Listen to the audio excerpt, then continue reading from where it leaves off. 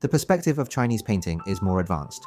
We all know about Western painting represented by the Renaissance generally used the focal perspective method. That is, the picture is fixed to a specific angle and is stationary. All eyes finally converge to the same point and disappear. For example, Da Vinci's Final Dinner, the extension lines on the space it creates finally converge on the protagonist in the middle.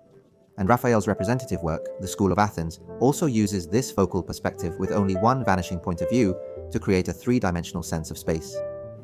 However, we don't seem to have developed such a set of theories in Chinese painting.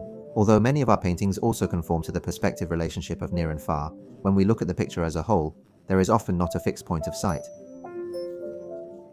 Therefore, many people criticize our Chinese painting for not having a three-dimensional sense and not being scientific enough.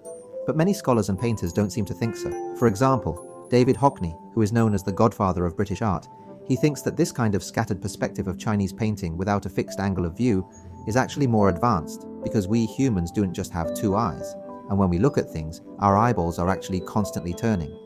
So in life, we can't be like Renaissance painting, keeping our eyes fixed on a point. The real way of seeing human beings is actually closer to that of Chinese painting, where the perspective is constantly changing and wandering.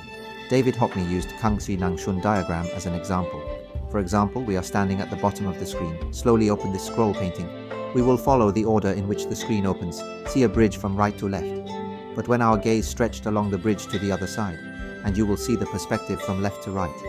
It was as if we were on that bridge ourselves. The scattered perspective method of a mirage in Chinese painting makes David Hockney feel very magical, as if we viewers themselves are wandering in the painting and moving in the landscape. He believed that the Renaissance approach to perspective with fixed perspectives would make the viewer stop moving. In a sense, the viewer will be isolated from the landscape. So the scattered perspective of Chinese painting is more advanced than the focal perspective of the Renaissance.